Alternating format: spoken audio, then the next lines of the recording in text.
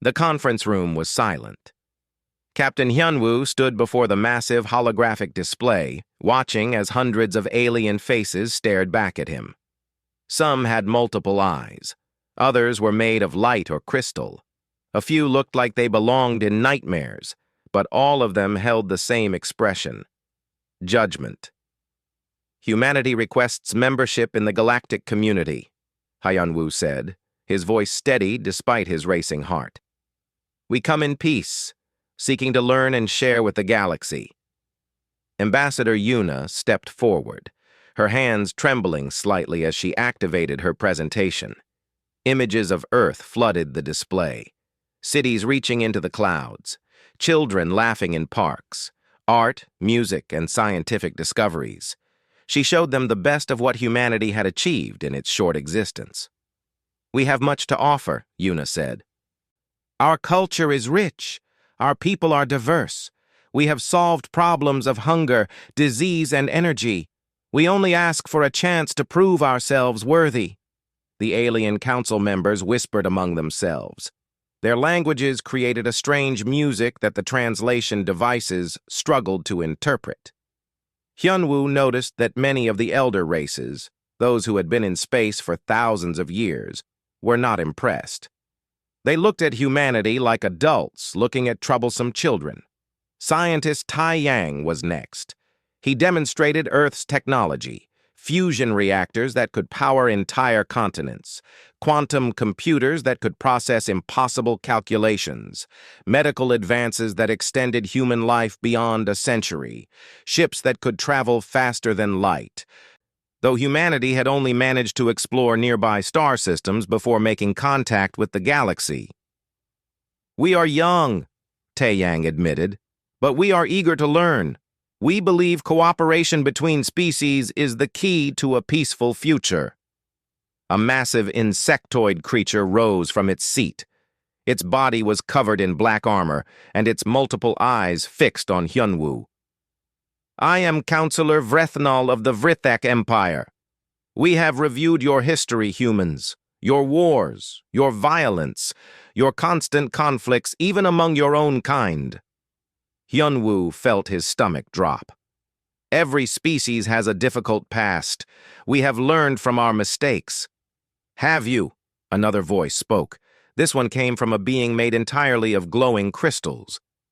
"Your last major war ended only 60 years ago. You still maintain massive military forces. Your entertainment celebrates violence. Your history is written in blood." "That was our past," Yuna protested. "We have changed. We have united as one people. Earth has been at peace for decades." A third alien spoke, this one appearing as a floating cloud of mist with a face that constantly shifted.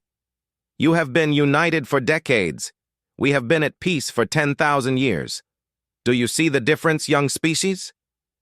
The council chamber erupted in discussion. Some aliens seemed to speak in favor of humanity. These were younger races, species that had only recently joined the galactic community themselves. But the elder races, the powerful civilizations that controlled most of the galaxy, spoke against them. Commander Daeho watched from his ship, orbiting high above the station. He commanded Earth's small defense fleet, just 12 vessels that had accompanied the delegation. Through the video feed, he could see the trial turning against humanity. His jaw tightened as he listened to the accusations. "They fear us," his second officer said quietly. "They see what we might become." "They should," Daeho muttered. "We're survivors. That scares them." Back in the council chamber, the holographic display changed. Now it showed human history. Wars fought with primitive weapons, cities destroyed by atomic fire, genocides and conflicts that shamed every human watching. The aliens had done their research thoroughly. "This is who you are," Vrethnal declared. "A species born in violence. You fight over resources, over beliefs, over land. You create weapons first and ask questions later. You are dangerous." "We are passionate," Hyunwoo countered. "Yes, we have fought wars, but we have also created beauty. We have loved deeply. We have sacrificed for each other. Our history shows that we can overcome our worst instincts. Your worst instincts are too strong, the crystal being said. We have seen species like yours before. They bring chaos wherever they go. The galaxy has achieved peace because we are careful about who we allow to join us. The floating mist creature added, We must think of the safety of all our members. Humanity is simply too unpredictable, too aggressive, too young. Yuna's voice rose with desperation. You cannot judge us on potential crimes. We have not done anything to threaten the galaxy. We ask only for a chance. And we cannot risk giving you that chance, Frethnall said. The council has deliberated. The vote is final. The holographic display showed the results. Out of 847 voting members, 793 voted against humanity. Only 54 voted in favor, mostly younger races who remembered their own struggles for acceptance. The verdict is delivered, Frethnall announced. Humanity is denied membership in the galactic community. Furthermore, for the safety of the galaxy, you are hereby confined to your home system. You are banished. You cannot do this, Taeyang shouted. We have rights. You have no rights here, the crystal being said coldly. You are not members. You are a potential threat. Be grateful we do not simply eliminate you. Hyunwoo felt as if the floor had dropped away beneath him. This is not justice. This is tyranny. This is protection, Frethnall replied. A quantum barrier will be erected around your star system. Any attempt to leave will be detected and dealt with. Any attempt to destroy the barrier will result in the immediate destruction of your home world. You wanted our attention, humans. Now you have it. Use your isolation to learn peace. Perhaps in 1,000 years, we will reconsider. The transmission ended. The humans stood alone in the chamber as the alien representatives vanished from the holographic display. Yuna was crying. Taeyang looked like he might be sick. Hyunwoo just felt numb. Outside, Commander Daeho watched as massive structures appeared at the edge of the solar system. They were building the barrier right now, working quickly to trap humanity before they could escape. He gave the order for his ships to retreat, knowing they could not fight the entire galaxy. As his fleet approached Earth, Daeho saw the shimmer of the quantum barrier completing its circle around the sun. It was beautiful in a terrible way, like watching a prison door close. 8 billion people, cut off from the stars they had just begun to explore. What do we tell them? His second officer asked. Daeho stared at the barrier, his hands clenched into fists. We tell them the truth. The galaxy has judged us unworthy. They have locked us away like animals. He paused, his voice dropping to a whisper that somehow felt like a promise. And we tell them that we will prove them wrong. The ships passed through the barrier one final time. Behind them, it sealed completely. Humanity was alone, banished by the very galaxy they had hoped to join. Earth sent out desperate messages, pleas for reconsideration, arguments for justice. But beyond the barrier, the galaxy was silent. They had made their judgment. Humanity was too dangerous to be free. The exile had begun. The first years after the barrier went up were the darkest in human history. Governor Mina of Mars Colony watched as riots broke out in the streets below her office. People were angry, scared, and feeling trapped. 36 colonies scattered across the solar system were suddenly cut off from any hope of expansion. Resources that had seemed abundant now felt limited. The stars that had promised infinite possibilities were now just lights they could see but never reach. They're breaking into the food storage again, her assistant reported. Should I send security? Mina shook her head. Let them take what they need. Hunger makes people desperate. We need to give them hope, not more reasons to fight. But hope was hard to find. Earth's government struggled to maintain order. Some people wanted to attack the barrier despite the warnings. Others fell into depression, seeing no future worth living for. Suicide rates climbed. Birth rates dropped. Humanity seemed to be dying slowly inside its prison. Then, 20 years after the banishment, something changed. A young engineer named Jinwoo stood before the United Earth Council with a radical proposal. "We've been thinking about this wrong," he said, his eyes bright with conviction. "We're not trapped. We're protected. The galaxy doesn't want us? Fine. We don't need them. Everything we need is right here in this system." "We only have 8 planets," a council member argued. "Limited space, limited resources." "No," Jinwoo insisted. "We have millions of asteroids, hundreds of moons, unlimited solar energy. We've been thinking like planet dwellers, but we need to think like space dwellers. We can build habitats anywhere. We can mine resources from rocks. We can create our own worlds." His passion was infectious. For the first time since the banishment, people started to look inward instead of outward. If the galaxy would not accept them, they would build their own civilization, one that would make the aliens regret their decision. Dr. Sora led the terraforming efforts.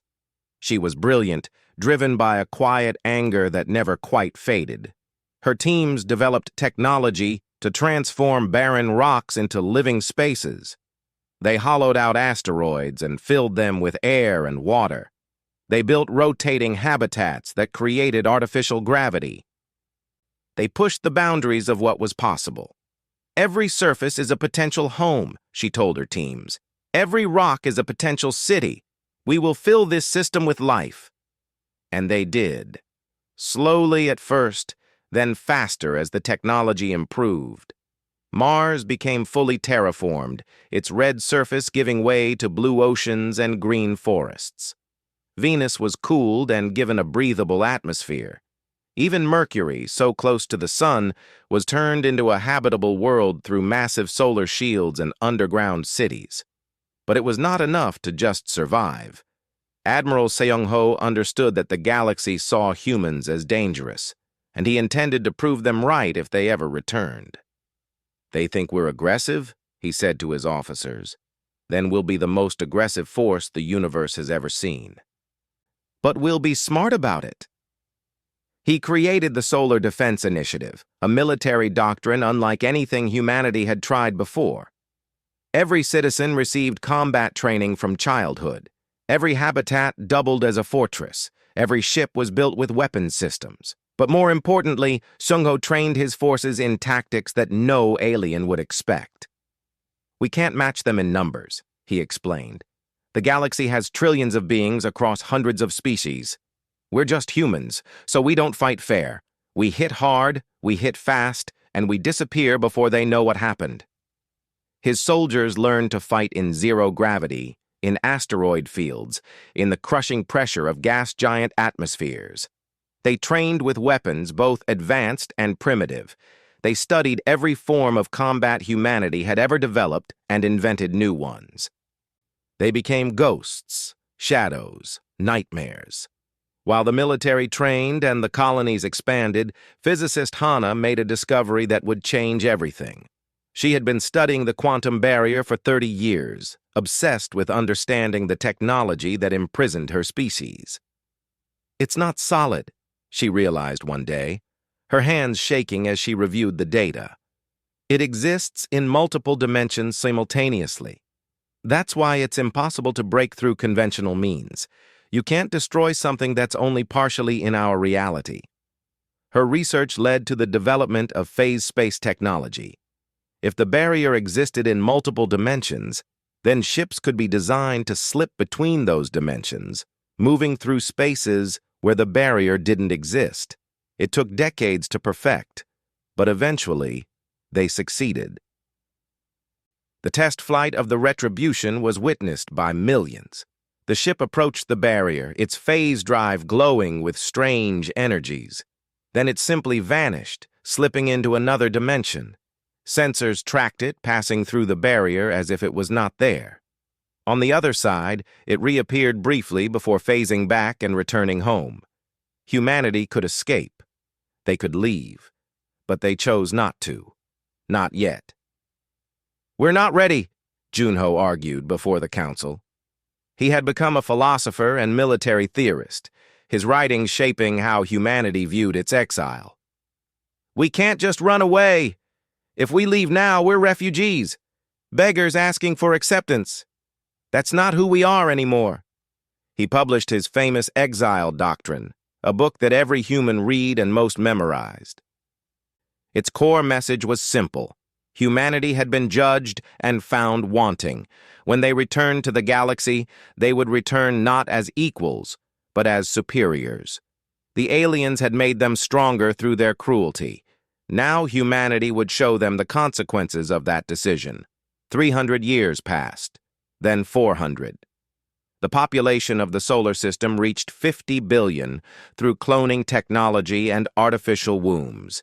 Every planet, every moon, every large asteroid was inhabited. Massive ring structures orbited the sun, harvesting its energy. The system had become a fortress, a factory, and a training ground all at once. Children grew up learning that they were part of something greater. They were the generation that would reclaim the stars. Their grandparents had been weak, begging for acceptance. Their parents had been bitter, nursing their wounds. But they were different. They were weapons, carefully forged over centuries of isolation. By year 700, the transformation was complete. Humanity had filled every corner of its prison with life and industry. They had technology that surpassed what they remembered of the aliens. They had warriors trained from birth. They had ships that could slip through dimensions. They had patience, determination, and a unified purpose. Governor Mina, now ancient but still sharp, stood before the memorial to the banishment. She read the names of the original delegation, those who had begged for acceptance and been denied. Hyunwoo had died 2 centuries ago, Yuna shortly after. Taiyang had lived to see the first phase drive ships, but passed before they were perfected. "We did it," she whispered to their memory. "We survived. We thrived. And soon, we return." Across the system, millions of ships prepared for the next phase.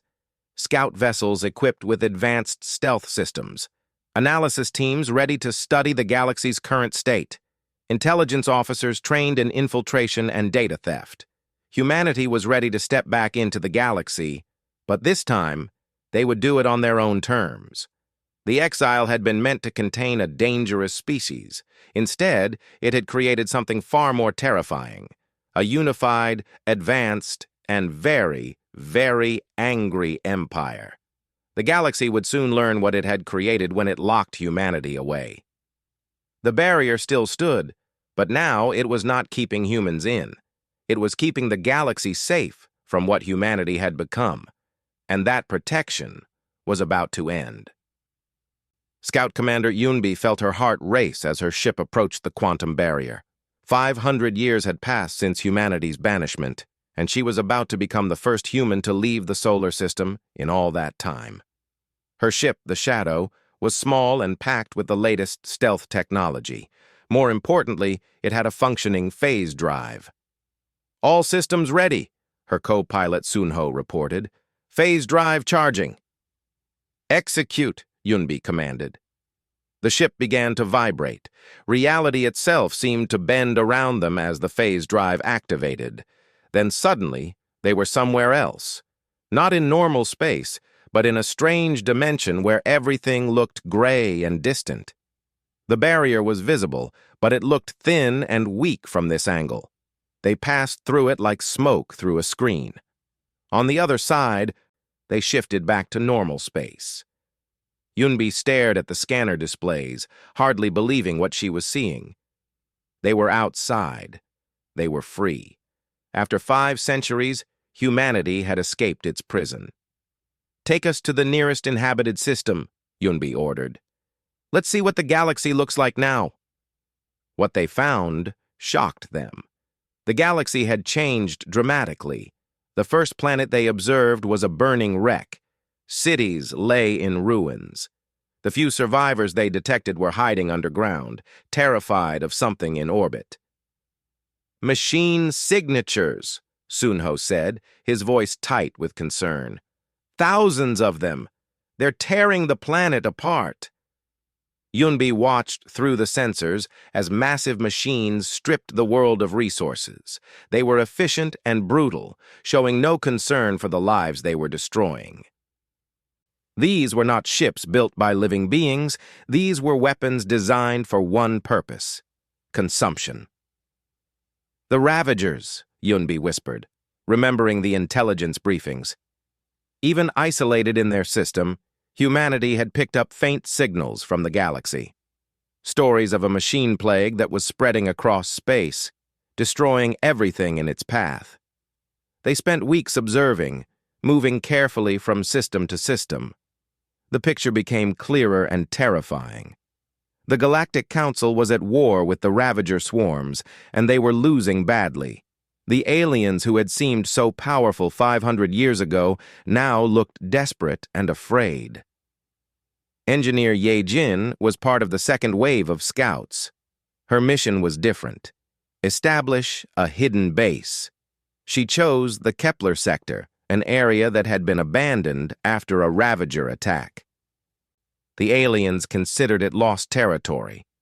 That made it perfect for humanity's needs. "Start with the asteroid field," she instructed her team. "We'll hollow out the largest rocks and connect them with underground tunnels. Everything stays hidden. If anyone scans this sector, they should see nothing but dead rocks." Her teams worked quickly. Using advanced mining drones and construction robots, they carved out a massive complex inside the asteroids: barracks for soldiers, hangars for ships, factories to produce ammunition and equipment, power generators buried deep where their signatures could not be detected. Within months, humanity had a fully functional military base just 100 light-years from Council space. Intelligence Officer Jiho had perhaps the most dangerous mission. He needed to infiltrate Council networks and steal their data.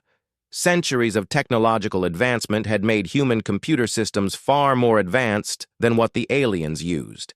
Their security was like a paper wall to someone with the right tools. "I'm in," Jiho reported from his ship, hidden in a nebula near a Council communication hub. "Downloading everything: historical records, technological specifications, political documents, military deployment data. This is incredible. They've barely advanced in 500 years. The data painted a clear picture. The Galactic Council had become stagnant. The elder races, so confident in their superiority, had stopped innovating.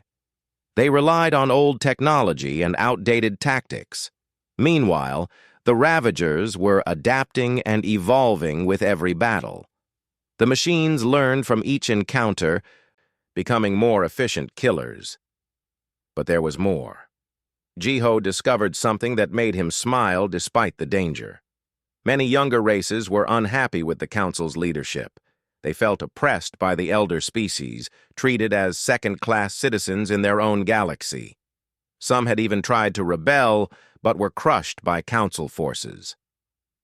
"They're ready for change," Jiho reported back to command. "They just need someone to lead them." Captain Sunwoo got the mission everyone wanted: test humanity's weapons in real combat. His frigate was small compared to alien warships, but it was fast, deadly, and crewed by soldiers who had trained their entire lives for this moment. His first battle came at the edge of the Draxis system. A Ravager battle group was preparing to attack a colony world. 20 massive machine ships, each the size of a city, surrounded the planet. The local defense fleet had already been destroyed. Millions of civilians were about to die. "All weapons ready," Sunwoo said calmly. "Remember your training. Hit them hard, hit them fast, don't give them time to adapt." His ship dropped out of phase space directly behind the Ravager formation. Before the machines could react, Sunwoo's crew unleashed hell. Plasma cannons that burned hotter than stars, kinetic missiles that moved at impossible speeds, and the new singularity torpedoes, weapons that created tiny black holes on impact. The first Ravager exploded before it even detected the attack. The second tried to turn but was torn in half by kinetic fire. The third managed to raise shields, but the singularity torpedo simply bypassed them, creating a gravitational collapse that crushed the ship from within. In 3 minutes, Sun Wu's single frigate destroyed the entire battle group. Then, before the planet's defenders could even thank them, the human ship vanished back into phase space, leaving only wreckage and confused aliens behind. "Did you see their faces?" His weapons officer laughed. "They have no idea what just happened." This became the pattern. Humanity fought the Ravagers in secret, saving worlds without revealing who they were. Each battle taught them more about combat, about alien tactics, about the galaxy they had been locked away from. And each victory left the Council more confused and frightened. Someone was fighting the Ravagers with incredible effectiveness, but who? Admiral Minji coordinated these shadow operations from the Kepler base. She had maps showing every battle, every victory, every world saved by human intervention. Her strategy was brilliant in its simplicity: make the galaxy grateful for mysterious saviors while simultaneously demonstrating that the Council was failing to protect them. "We're building goodwill," she explained to her officers. "Every world we save becomes a potential ally. Every Council failure makes them look weaker. When we finally reveal ourselves, we won't be strangers. We'll be the heroes who saved them while their own leaders failed." By year 755, humanity had saved over 100 worlds. They had destroyed countless Ravager forces. They had established secret bases across multiple sectors, and they had gathered allies among the younger races who were ready to break free from Council control. The galaxy had changed in 500 years, but not in the way the Council expected. They had locked humanity away to protect themselves. Instead, they had given humans time to become something far more dangerous: an invisible empire, working in the shadows, preparing for the moment when they would step into the light. That moment was coming soon. The Battle of Draxis 7 had caught too much attention. Council intelligence agencies were desperately trying to identify the mysterious force fighting the Ravagers. Some analysts suspected it might be a new alien species. Others thought it was a rogue faction using stolen technology. None of them guessed the truth. Humanity was back. They had been watching, learning, and fighting all along. The galaxy that had banished them was about to discover what they had created. The exile was ending, but the return would not be peaceful. Too much had changed. Humanity had changed most of all. Fleet Admiral Heejin stared at the tactical display showing Talmar Prime. The industrial world was home to 3 billion aliens from a dozen different species. It had factories that supplied weapons and equipment to half the sector. And in 72 hours, it would be destroyed. The Ravager swarm approaching it was the largest anyone had seen, over 500 machine ships working in perfect coordination. The Council had abandoned the planet. They simply did not have enough forces to defend it while protecting their core worlds. The message was clear. Some worlds were worth saving and some were not. Talmar Prime was being sacrificed. "We could save them," her tactical officer said quietly. 100 ships could break that swarm. "And reveal ourselves," Yejin replied. "High Command wants to stay hidden longer." "With respect, Admiral, how many more people have to die while we hide?" Yejin thought about the question for a long moment. She thought about 500 years of isolation, about the promise that humanity would return stronger, about the fact that strength meant nothing if you were too afraid to use it. "Send the message to all ships," she finally said. "We're done hiding. It's time the galaxy knew we're back." The Battle of Talmar Prime would be remembered forever. 100 human warships appeared from nowhere, their phase drives dropping them directly into the middle of the Ravager formation. The machines tried to adapt, tried to coordinate their response. They never got the chance. Human weapons tore through the swarm like fire through paper. Ships that had trained for centuries in simulated combat now unleashed their full power. Plasma cannons burned at temperatures that should have been impossible. Kinetic weapons struck with the force of small asteroids, and the Singularity missiles created tiny black holes that swallowed entire sections of the enemy fleet. In the Council Command Center on Velkarth Prime, alarms screamed as sensors detected the battle.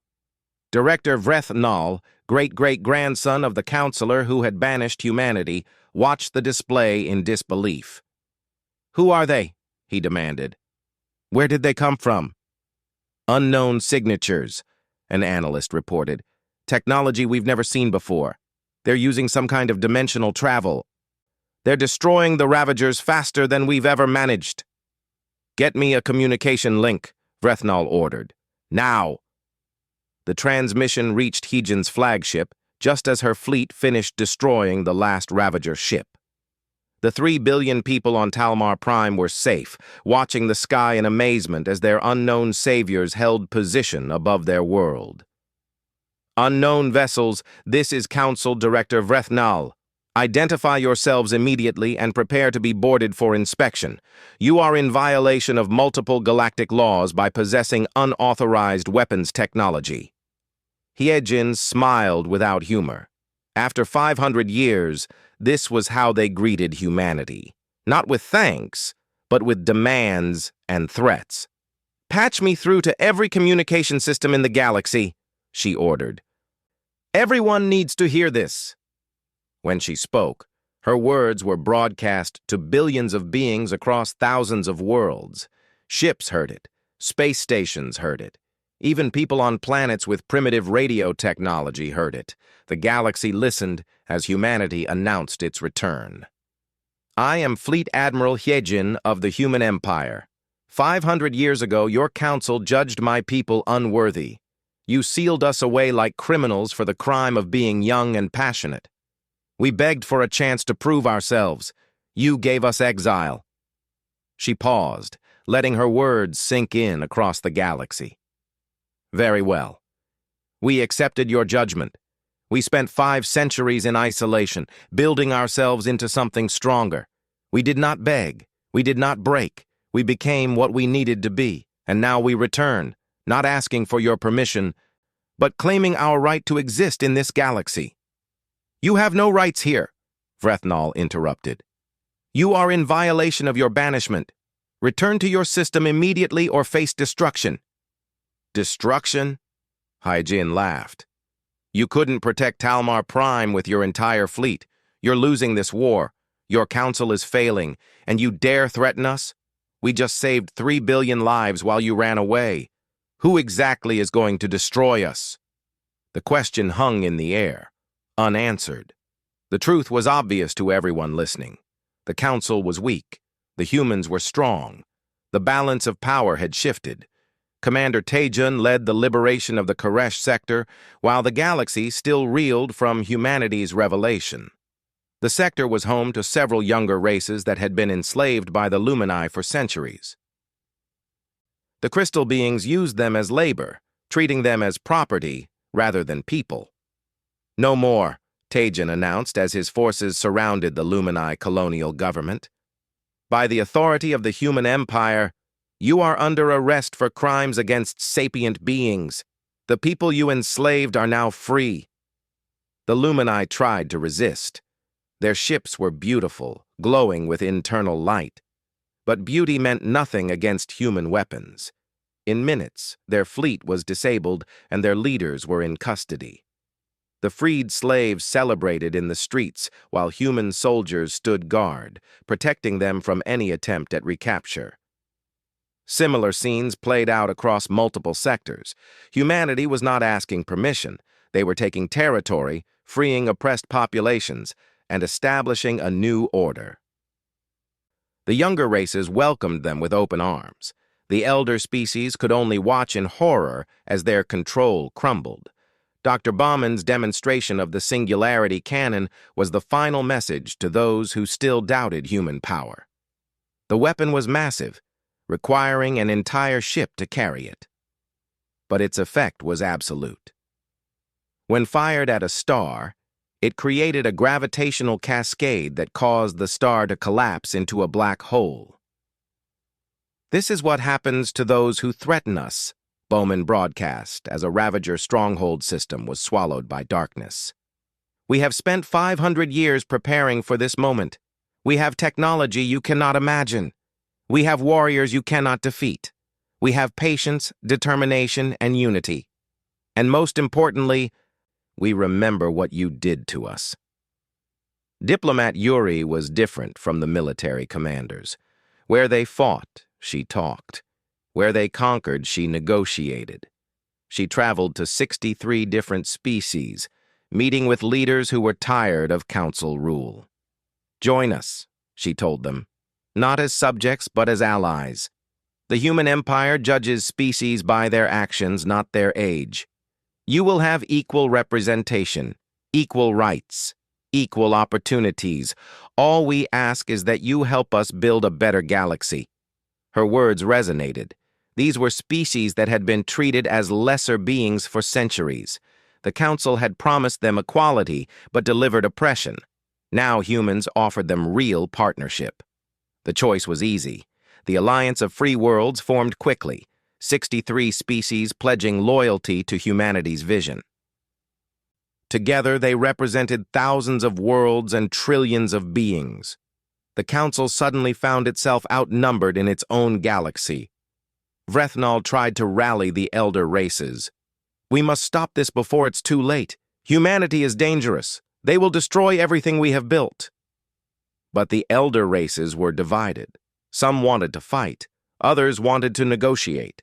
A few even suggested that maybe the humans were right, that maybe the council had become corrupt and stagnant. While they argued, humanity acted. The siege of Velkarth Prime was not a battle. It was a statement. 5,000 human ships surrounded the council's headquarters. They did not fire. They did not threaten. They simply waited while Admiral Junho delivered the ultimatum. Your time is over, he said simply. You can dissolve the council peacefully and join the new order, or you can resist and be swept aside. Choose quickly. We are not patient anymore. Inside the council chamber, Vrethnal looked at the faces of his fellow councilors. Some were defiant, others were afraid, but all of them knew the truth. The galaxy had changed. The species they had locked away had returned, and they were no longer asking for permission. They were taking what they wanted. And the council, for all its age and wisdom, had no power to stop them. The Galactic Council dissolved on a Tuesday. After 10,000 years of rule, it ended not with violence, but with a vote. 312 species chose to join humanity's new order. 247 chose to remain independent, but accepted human authority. Only 63 species voted to resist, and even they were divided on how to actually do that. Vrethnal stood in the empty council chamber, looking at the seats where delegates had once sat in judgment over others. Now those seats were empty, the delegates having fled or switched sides. He had lived his entire life believing in the council's righteousness. Now he watched it crumble, undone by the very species they had tried to contain. We were wrong, he said quietly to himself. We were so terribly wrong. A human soldier entered the chamber. Sir, you need to leave. This building is being converted into a museum. Emperor Hyunwoo wants people to remember what the old order looked like. Vrethnal laughed bitterly. A museum? Yes, that's fitting. We've become history. He left without looking back, wondering if any species had ever fallen so far so fast. Emperor Hyunwoo was not a king by birth. He was elected by humanity, chosen because people trusted his judgment. He had been a captain during the banishment, watching helplessly as the barrier went up. Now, 500 years later, he stood at the center of the galaxy overseeing the creation of something new. Terra Nova was not a planet, but a structure. It floated at the exact center of the galaxy, built by human engineers over the course of 10 years. It was massive, housing billions of people from hundreds of species. Government buildings, residential areas, parks, schools, and military installations all existed in one carefully designed megastructure. This was the new capital, a place where any being could come and be heard. "It's beautiful," Empress Sora said, standing beside Hyunwoo and looking out at the construction. She had been a scientist once, driven by curiosity and a desire to help her people. Now she led the Imperial Science Division, making decisions that affected trillions. "It's a beginning," Hyunwoo replied. "The Council ruled through fear and tradition. We'll rule through merit and justice. Any species can rise here if they work for it." Sora had already begun the work of sharing human technology. Not all of it, of course. Some secrets needed to be kept, but enough to raise the standard of living across the galaxy. Fusion power, advanced medicine, efficient food production, clean water systems. Things the Council had hoarded, humanity now spread freely. "Knowledge should not be locked away," she told her staff. "When everyone benefits, everyone has a reason to support the Empire." The younger races especially appreciated this approach. For centuries, they had begged the Council for access to better technology, only to be told they were not ready. Now humans simply gave it to them, along with teachers to help them understand it. Gratitude turned into loyalty faster than any military conquest could achieve. Grand Admiral Sung-ho finally defeated the Ravager swarms in what would be called the Battle of the Core. The machines had retreated to the galactic center, trying to regroup and rebuild. Sung-ho did not give them the chance. He coordinated fleets from 200 different species, using tactics that no single race could have developed alone. "The key is unpredictability," he explained to his mixed species command staff. "The Ravagers learn from every encounter, so we never fight the same way twice. We combine human aggression, Vrithak defensive formations, Nathari stealth technology, and Koresh mobility. They can't adapt to what they can't predict." The battle lasted for 3 weeks. When it ended, the Ravager threat was broken. Surviving machine ships scattered across the galaxy, no longer a unified force. They would remain a problem for years, but they were no longer an existential threat. Seong-ho received a hero's welcome when he returned to Terra Nova. Beings from hundreds of species lined the streets, cheering for the admiral who had saved them. He accepted the praise gracefully but remained humble. "I did not fight alone," he said in his victory speech. "Every species contributed. Every soldier mattered. This is what we can achieve when we work together." Chancellor Mina established the imperial justice system, and it was unlike anything the galaxy had seen. Under the Council, justice had been a joke.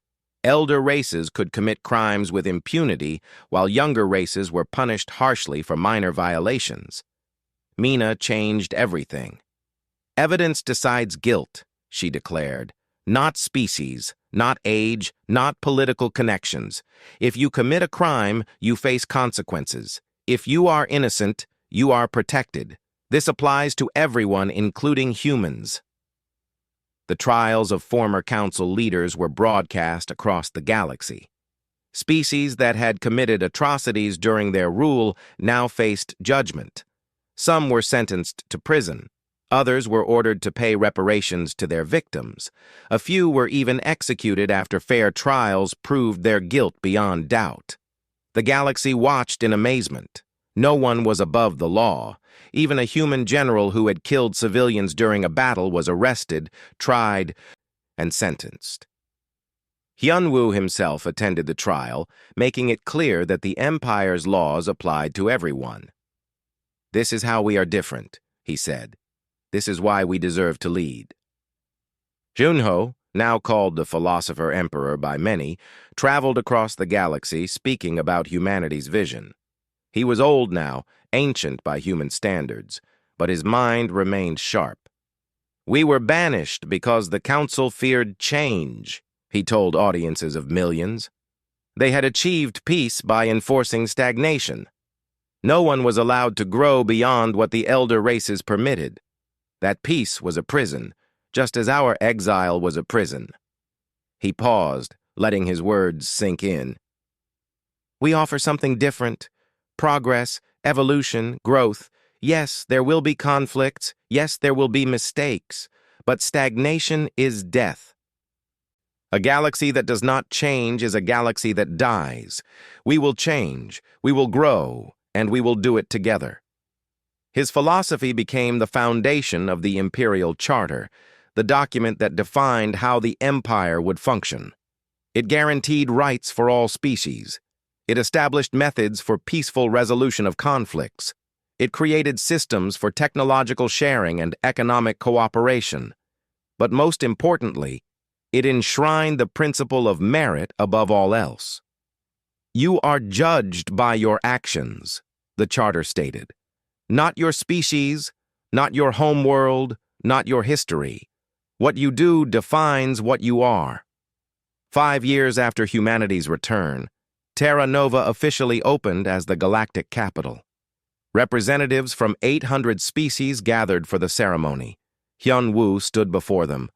No longer just the emperor of humanity, but the leader of a truly galactic civilization. 500 years ago, I stood before a council that judged us unworthy, he said. They feared what we might become. They locked us away to protect themselves. He paused, looking at the diverse crowd before him. They were right to fear us, but not for the reasons they thought. We were not dangerous because we were violent. We were dangerous because we refused to accept the status quo. We believed that any species, no matter how young, deserved a chance. We believed in growth, change, and progress. Those beliefs threatened a system built on eternal hierarchy. Today we begin a new era, one where any being can achieve greatness through effort, where justice applies equally to all, where knowledge is shared, not hoarded, where the measure of a species is not its age, but its contributions.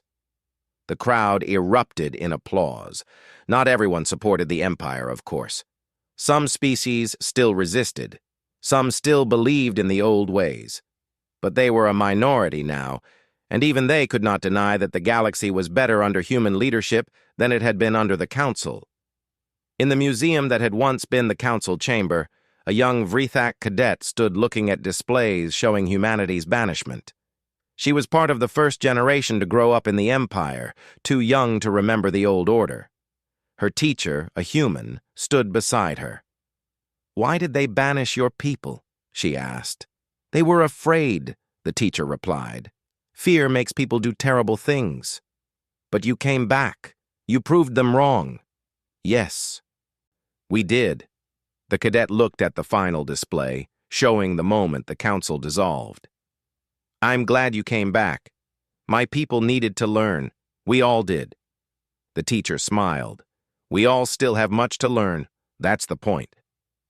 Outside Terra Nova, the quantum barrier around the Sol system still stood. Hyun-woo had ordered it maintained as a monument, a reminder of where humanity came from, of what they had overcome. Sometimes people needed to see their history to appreciate their present. The galaxy had judged humanity and found them wanting. They had locked them away, certain that isolation would destroy them. Instead, it had forged them into something stronger. The exile that was meant to contain humanity had instead given them time to become unstoppable. Now they led the galaxy into a new age, proving that sometimes the greatest mistake was underestimating those you considered weak. The age of the Council was over. The age of the Empire had begun.